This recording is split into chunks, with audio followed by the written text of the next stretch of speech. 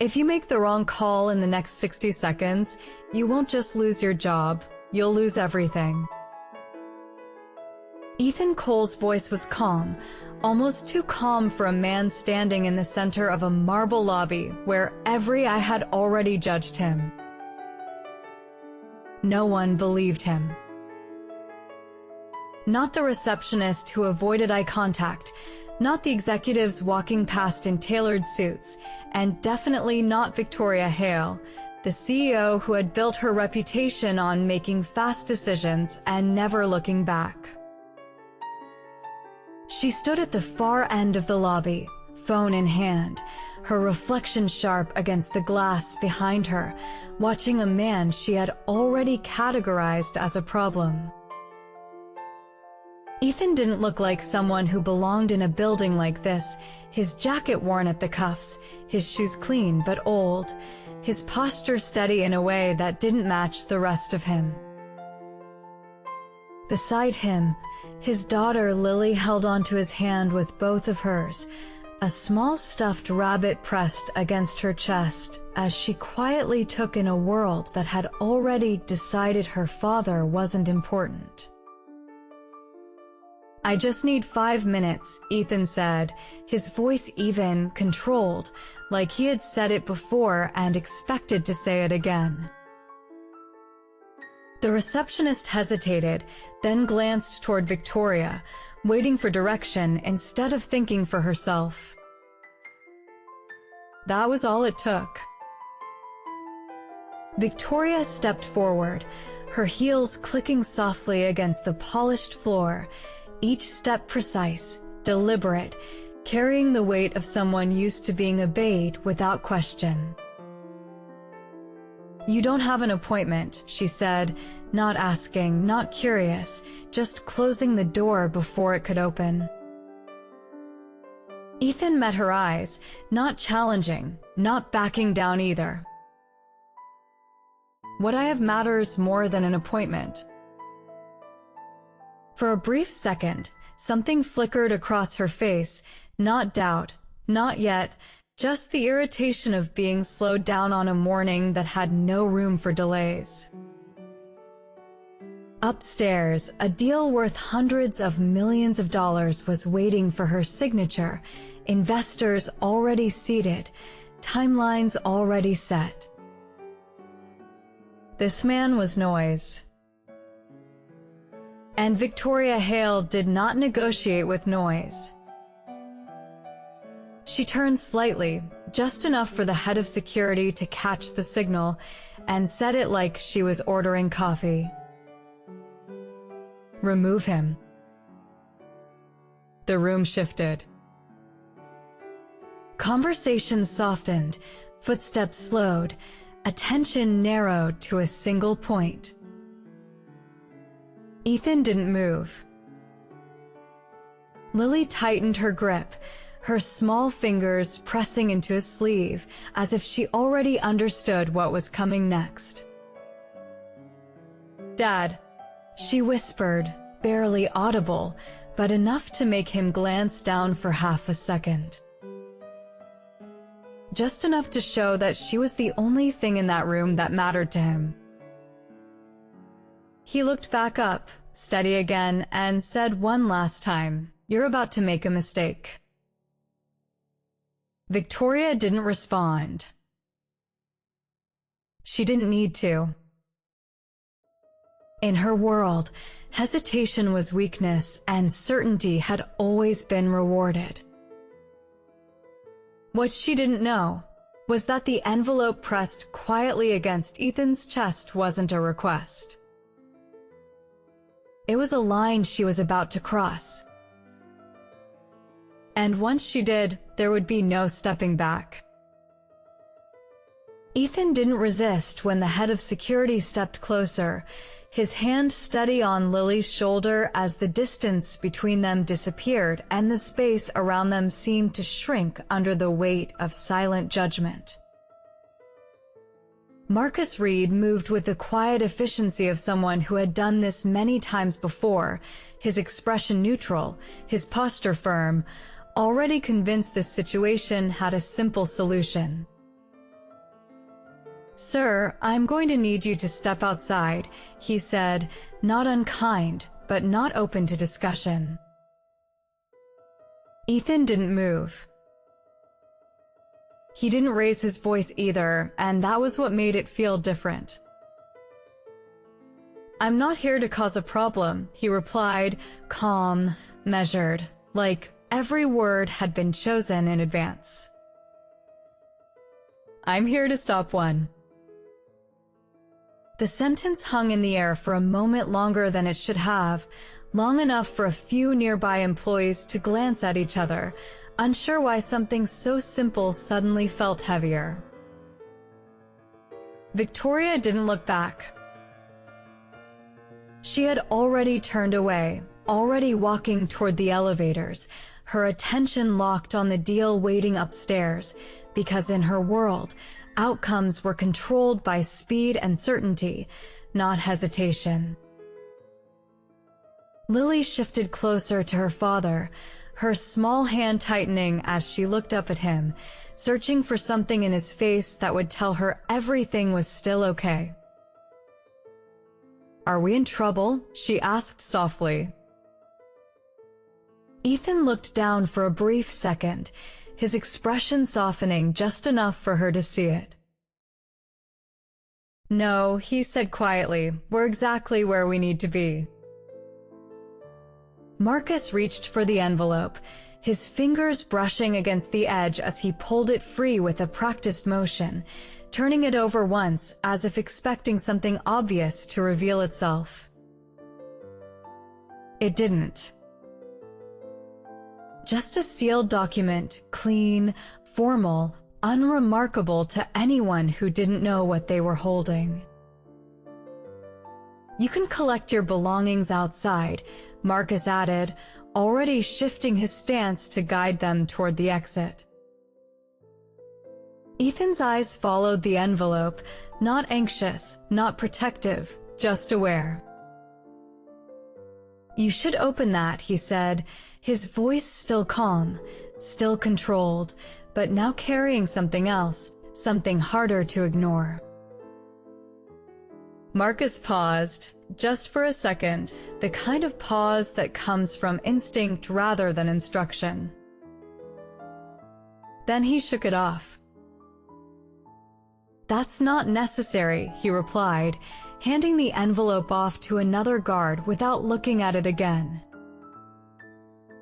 Around them, the room had grown quieter, conversations fading into low murmurs as attention drifted back toward the unfolding moment, drawn by something no one could quite explain.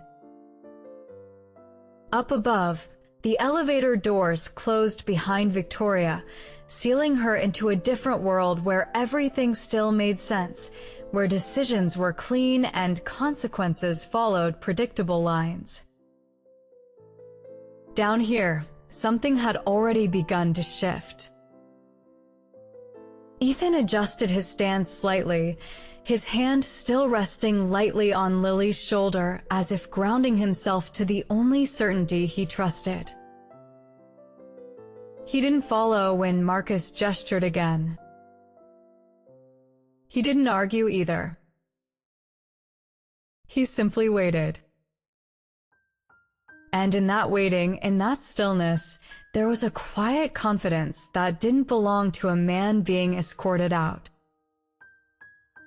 It belonged to someone who knew the timeline better than anyone else in the room. Lily looked up at him again, her voice barely a whisper. "Why aren't we leaving?" Ethan's gaze stayed forward, fixed on the envelope now held a few feet away, as if everything in the next few seconds depended on what happened to it. "Because," he said slowly, "they haven't realized it yet." The words landed softly, but the meaning behind them carried weight, and somewhere in the back of the room, one of the junior staff shifted uneasily, as if sensing a change before it had fully arrived. The elevator upstairs chimed. And everything was about to catch up at once.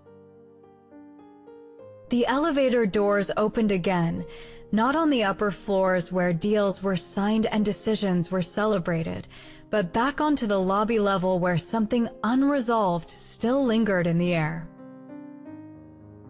Victoria Hale stepped out, her pace unchanged, her expression composed, because the call she had just received had been brief, unclear, and just concerning enough to pull her back.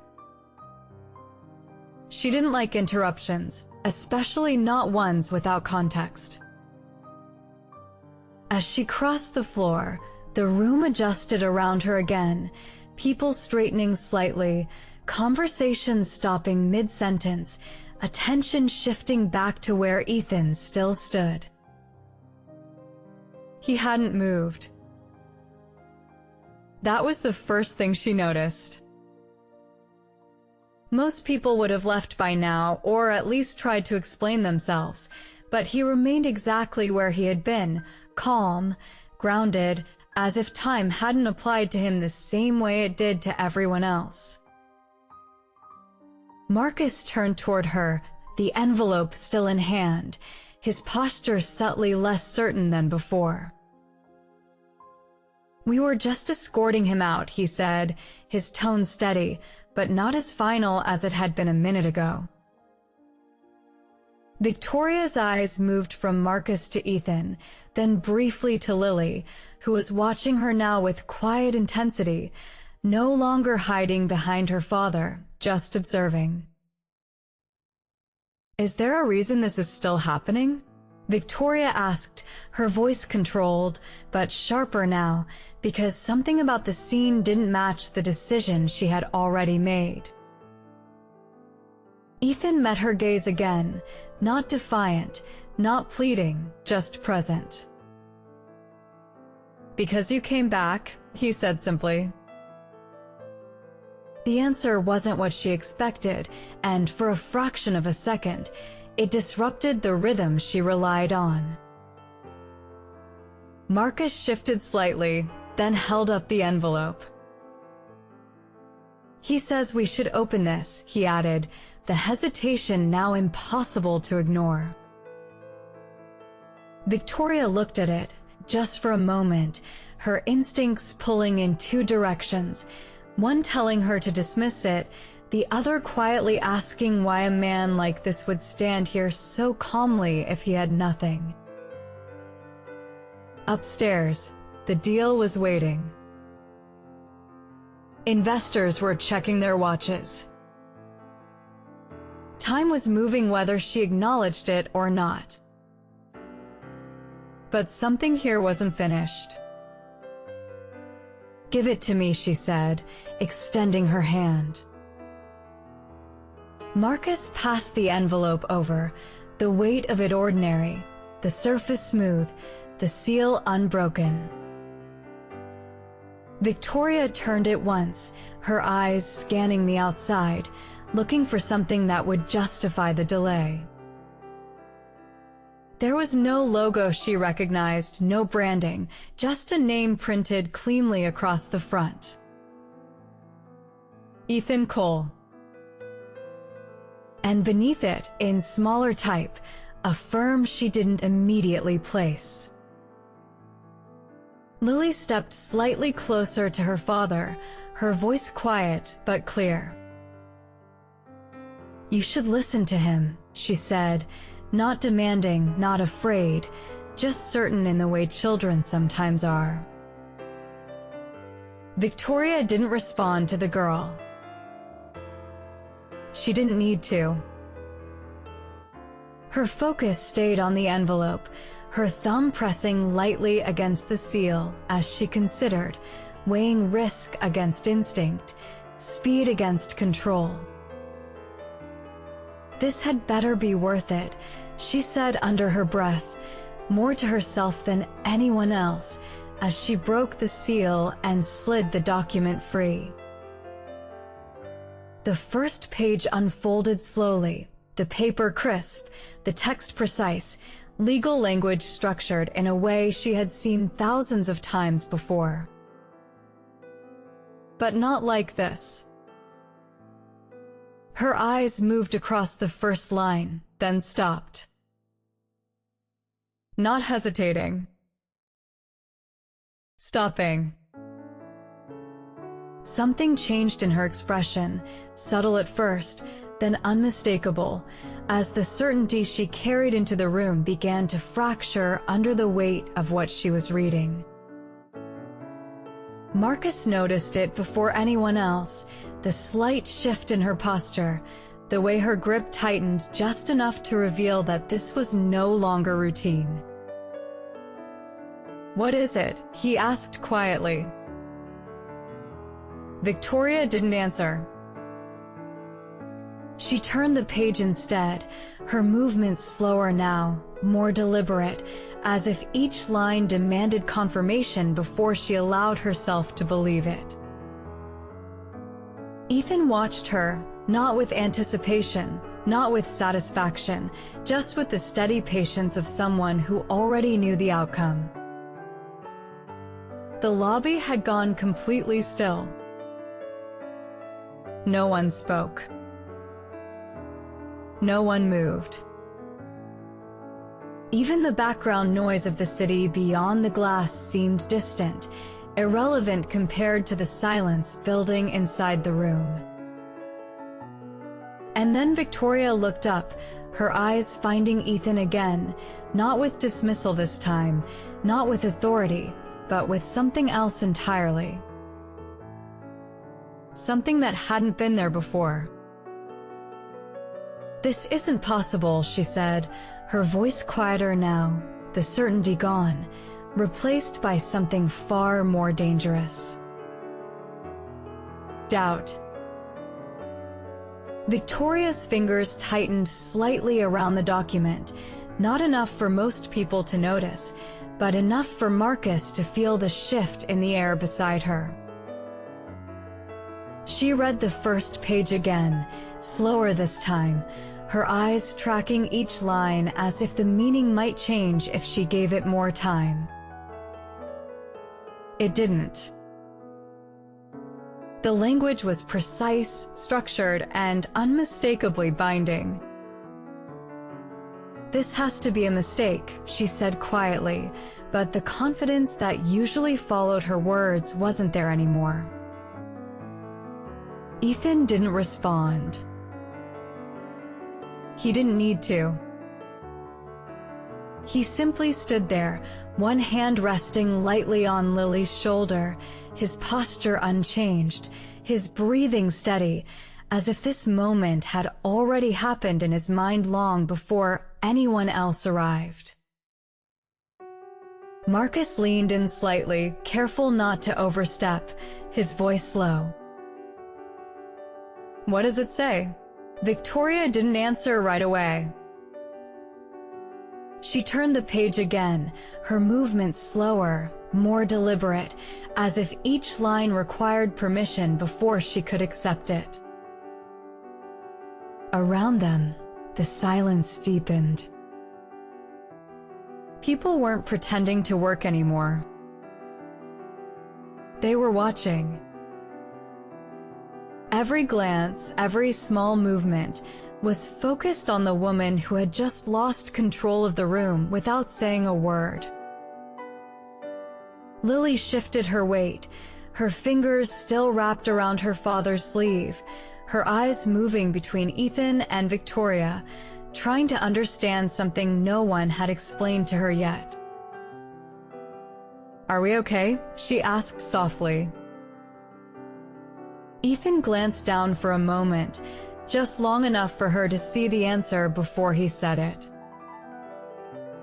"We are," he replied, calm, certain, like there had never been another outcome. Victoria exhaled slowly, the sound almost inaudible, but enough to break the stillness for a second. She lowered the document slightly, her eyes lifting back to Ethan, searching now, not judging. "You're telling me this entire deal," she paused, choosing her words more carefully than she had all morning, "requires your authorization?" Ethan met her gaze without hesitation. Not requires, he said evenly, depends on it. The distinction landed harder than anything else he had said. Marcus straightened slightly, his expression shifting as the pieces began to align in a way that didn't leave room for doubt. The envelope hadn't been a request. It had been leverage. The signatures were real. The structure was real. And if what she was reading held up, then everything upstairs, every person waiting for her, every number already agreed upon, was built on something incomplete. Something she had just ignored. Why didn't anyone flag this? She said under her breath, more to herself than anyone else, but the question carried through the silence anyway. No one answered. Or no one had looked closely enough. Ethan shifted his weight slightly, not impatient, not forcing the moment forward, just allowing it to unfold at the pace it needed.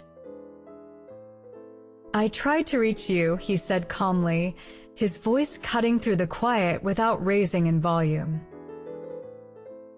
Emails. Notices. Legal filings. Victoria's joy tightened slightly, not in anger, but in recognition. She remembered the notifications, the ones she had dismissed as routine, the ones she had trusted someone else to handle. That's not possible, she said again, softer now, but the words sounded different this time, less like denial, more like realization arriving too late. Marcus glanced toward the elevators, then back to Victoria, the urgency of the situation finally catching up to him. Upstairs wasn't waiting anymore. It was about to collapse into confusion. Victoria looked at Ethan again, really looked this time, not at his clothes, not at the surface details she had used to dismiss him, but at the way he stood, the way he had never once tried to argue, never once raised his voice. He hadn't needed to, because he had walked in already holding the outcome. And she had just handed it to him by refusing to listen. Victoria lowered the document slowly, her grip no longer steady, the weight of what she had just read settling into something she could not ignore or dismiss.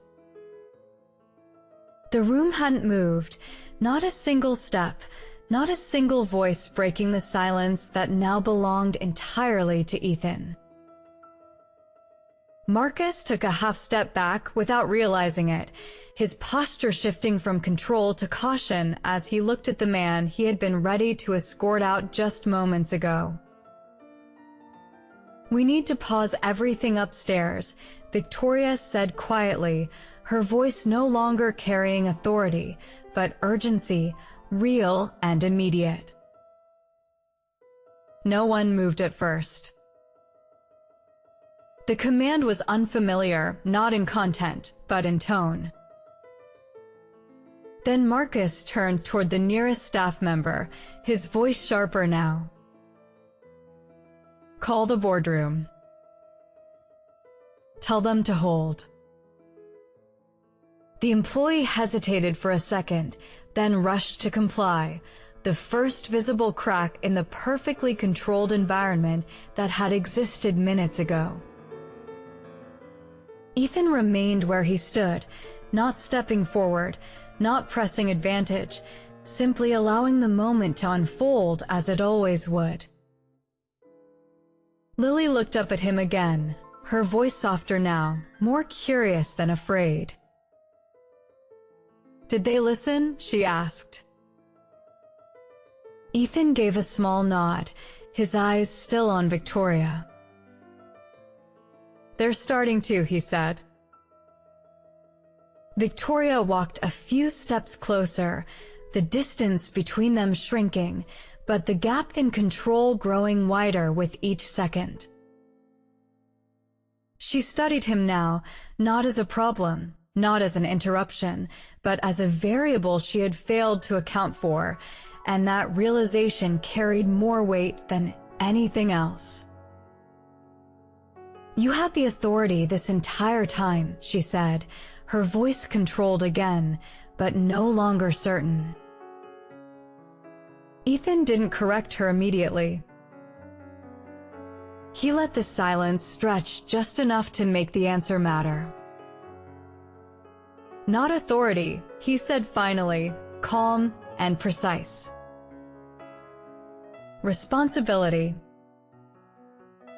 The distinction landed deeper than she expected because it wasn't about power, it was about ownership, and that changed everything.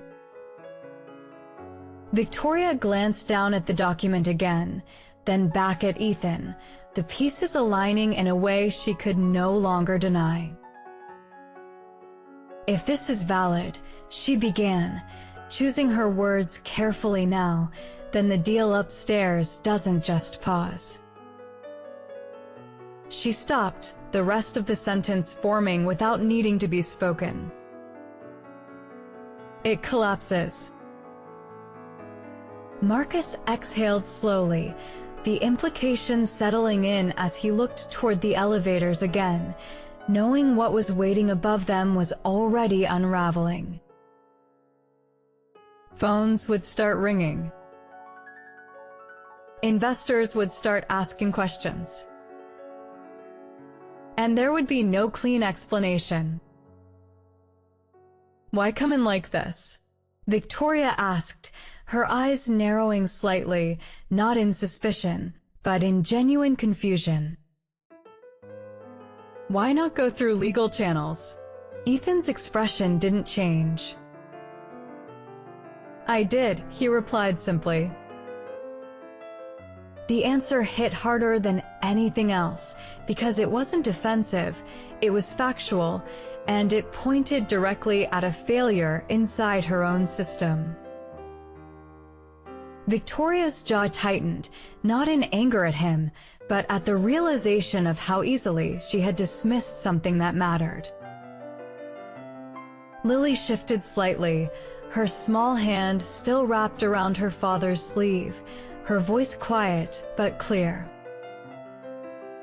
"You didn't listen," she said, not accusing, just stating what she had seen. The words hung in the air longer than any executive statement ever could, simple and impossible to argue with. Victoria looked at her for the first time, really looked, and something in her expression softened for a brief second before control returned. "No," she admitted quietly, her voice lower now, stripped of performance. "I didn't." Ethan watched her, not with satisfaction, not with judgment, just with the steady presence of someone who had already accepted this outcome. "You still have a choice," he said, his tone even, not offering, not threatening. "Just stating a fact." Victoria held his gaze for a moment longer, then nodded once, a decision forming in real time, heavier than any she had made that morning. "Then we fix it," she said, turning toward the elevators again, but this time not walking away from him, walking with the understanding that everything above was about to change, and that the man she had tried to remove from the building was now the only reason any of it could still be saved. The elevator doors opened with a soft chime, and this time no one spoke as Victoria stepped inside, the document still in her hand, her reflection staring back at her from the polished steel walls as if asking a question she could no longer ignore. Ethan followed without hesitation, one hand steady on Lily's shoulder, his presence quiet but undeniable, while Marcus remained just outside for a second too long, uncertain where he belonged now before stepping in as the doors closed behind them. The ride-up was silent, not the usual corporate silence filled with phones and small talk, but something heavier, something that pressed against every second as the floors ticked upward. Lily looked up at the glowing numbers, then back at her father. "Are we going somewhere important?" she asked softly. Ethan gave a small nod, his voice calm. "We already are." Victoria didn't turn, but she heard it, and something in that answer settled deeper than she expected. When the doors opened again, the energy shifted immediately. The boardroom doors were already open, voices inside low but tense, the kind of tension that builds when something doesn't feel right but no one knows why. As Victoria stepped through, the room reacted, chairs adjusting, conversation stopping, every eye moving toward her with expectation that quickly turned into confusion when they saw the man and the child beside her. "We're pausing the signing," she said, her voice controlled, but carrying a weight that cut through the room instantly. A few executives exchanged looks. One of the investors leaned forward slightly. "On what grounds?" he asked, his tone measured, but sharp. Victoria didn't answer right away. Instead, she placed the document on the table, sliding it forward just enough for the nearest board member to see. "On legal grounds," she said finally. The man reached for the paper, scanning the first lines, then slowing, his expression shifting as the meaning caught up with him. Around the table, the reaction spread quietly, not loud, not dramatic, but unmistakable, like a ripple moving through still water. Ethan remained near the doorway, not stepping into the center, not claiming attention, just present in a way that made it impossible to ignore him. Lily stood close beside him, her eyes moving across the room, taking in the suits, the tension, the silence, all of it without fully understanding why it mattered. "Who is he?" someone asked from the far side of the table, the question simple, but loaded now in a way it hadn't been before. Victoria looked at Ethan, then back at the room, her answer coming slower than it ever had. "He's the reason we're not signing anything today," she said. It wasn't a full explanation, but it was enough. The investor who had spoken earlier leaned back slightly, his eyes narrowing as he studied Ethan with a different kind of attention now, not dismissive, not skeptical, but calculating. "Then I think we should hear from him," he said. The room went still again, all eyes shifting to Ethan, waiting, expecting something, anything that would explain how this moment had changed so quickly. Ethan didn't move right away. He looked down at Lily for a brief second, then back up at the table, his voice calm, measured, carrying just enough to reach every corner of the room without effort.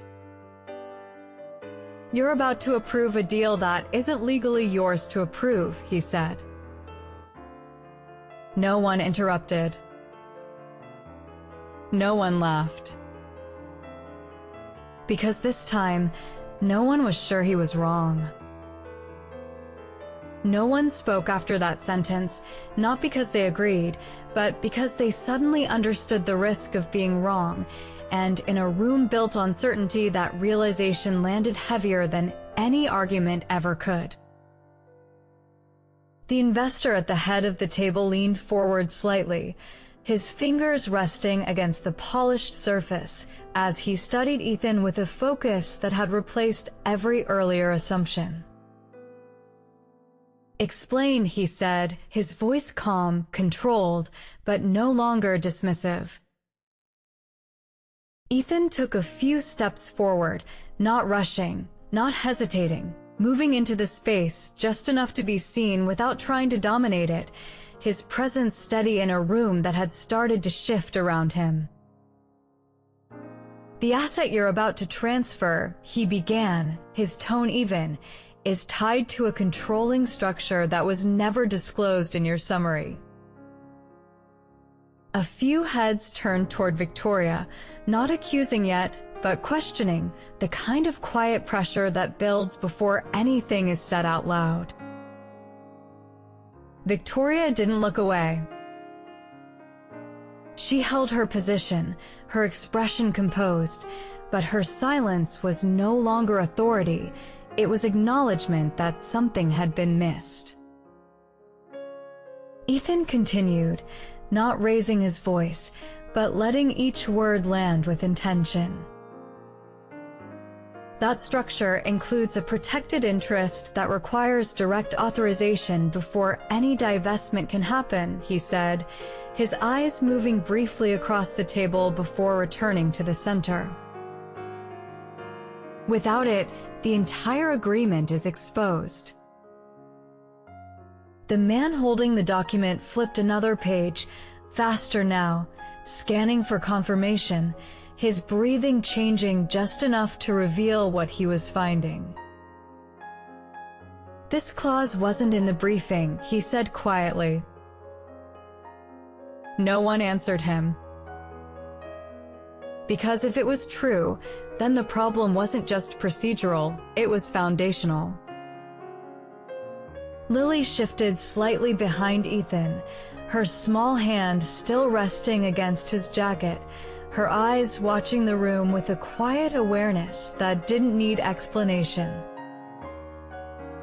"And you have that authorization?" the investor asked, his voice tighter now, because the answer mattered more than anything else in that room. Ethan paused for a moment, not for effect, but because the truth didn't need urgency. "I am that authorization," he said. The words didn't echo, but they didn't need to.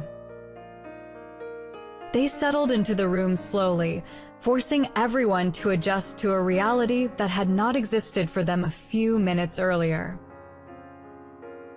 One of the board members leaned back in his chair, his expression shifting from confidence to calculation as he reassessed every decision made in the last hour. "That would make you," he started, but didn't finish the sentence, because the implication was already clear.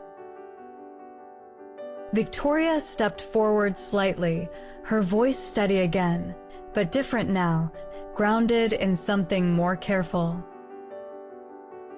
"He holds the controlling position tied to the asset," she said, completing the thought without decoration. The room absorbed it in silence. Not shock, not disbelief, but the kind of quiet that follows when something undeniable takes shape in real time. Marcus stood near the door, his posture rigid, his earlier certainty replaced by something closer to restraint, as if he understood now just how close he had come to making the wrong move. The investor exhaled slowly, leaning back as he looked at Ethan again, this time without any trace of dismissal. "Then the deal isn't just paused," he said, his voice low. "It doesn't exist without you." Ethan didn't respond immediately. He let the weight of that statement settle fully before he spoke again, his tone unchanged, his presence steady as ever. "It never did," he said quietly. And in that moment, every person in the room realized the same thing at once. They hadn't lost control just now. They had never actually had it. The silence didn't break all at once. It unraveled slowly, like something carefully constructed finally losing its balance, and no one in the room moved to stop it because no one was sure how. The investor at the head of the table leaned back further now, his fingers no longer steady against the surface, his attention fixed entirely on Ethan, as if the rest of the room had faded into background noise. "So what happens now?" he asked, his voice quieter than before, stripped of authority, replaced by something closer to caution. Ethan didn't answer immediately. He glanced down at Lily, just for a moment, then back at the table, his expression unchanged, his posture still grounded in a way that made everything else feel uncertain by comparison. "That depends," he said calmly, "on whether you're willing to correct it before it corrects you." The phrasing landed with weight, not dramatic, not aggressive, just precise enough to make every person in the room understand the direction this could go. Victoria stepped closer to the table, the document still in her hand, her earlier confidence now replaced by something more deliberate, more careful. "The structure wasn't disclosed properly," she said, her tone steady, but no longer defensive. "That's on us." A few board members shifted in their seats, the acknowledgement hitting harder than denial ever could, because it removed the last layer of distance between them and the mistake. One of the executives leaned forward, his voice slow. "If we unwind this now, we take a hit," he said. "A significant one." Ethan nodded slightly, not dismissing the concern, but not softening it either. "If you don't," he replied, "you don't just take a hit. You expose the entire company." The room absorbed that in silence. Numbers began forming in minds, not just profits and losses, but risk, liability, reputation, the kind of consequences that don't stay contained once they start moving. Lily looked around the room again, her small voice cutting through the tension in a way no executive could replicate. "Why didn't anyone check?" she asked, not accusing, just genuinely confused. No one answered her. Because the answer was simple, and no one wanted to say it out loud. Victoria exhaled slowly, placing the document flat on the table as if anchoring herself to something solid. "We fix it," she said again, but this time it wasn't a reaction, it was a decision. The investor nodded once, slower now, his earlier urgency replaced by calculation. "Then we stop everything," he said. Immediately. Phones were already being reached for, quiet instructions being sent out, the machine that had been moving toward one outcome now shifting direction entirely, not because it wanted to, but because it had to. Ethan remained still, not stepping into the center, not taking control in any visible way, yet everything in the room was now moving around him. Victoria turned toward him again, her eyes steady, but no longer distant. "You could have let this go through," she said, her voice lower now. "You could have waited and used it later." Ethan shook his head slightly. "That's not how this works," he replied. The simplicity of it carried more weight than any explanation. Marcus, still near the door, watched the exchange in silence, his earlier certainty now replaced by something closer to respect, though he didn't say it out loud. Victoria held Ethan's gaze for a moment longer, then nodded once, a small gesture, but one that acknowledged everything that had changed. "Then we do it right," she said. Ethan didn't smile. He didn't react at all. He simply looked at the room one last time, then down at Lily, his hand resting lightly on her shoulder as if grounding himself in the only thing that had never shifted. And for the first time since he walked into the building, it wasn't about proving anything anymore. It was about what came next. The room didn't return to normal, not right away, because something fundamental had shifted, something that couldn't be undone just by stopping a deal or rewriting a contract. People moved again, phones in hand, voices low and urgent, but the confidence that had filled the space earlier was gone, replaced by something quieter, more careful, as if everyone had suddenly remembered that certainty could be wrong. Victoria stood at the head of the table, no longer the center of control, but still present, still responsible, her posture steady even as the weight of the moment settled deeper. She looked at Ethan again, not as an obstacle, not as an interruption, but as the reason the company was still standing in one piece. "We'll restructure the entire agreement," she said, her voice controlled, but grounded in something real now. "And we'll do it with full disclosure this time."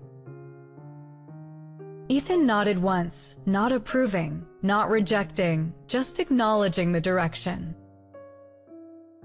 He didn't step further into the room. He didn't claim the position that had just been handed to him. Instead, he turned slightly, his attention shifting back to Lily, who had been quietly watching everything unfold with a calm that didn't match her age.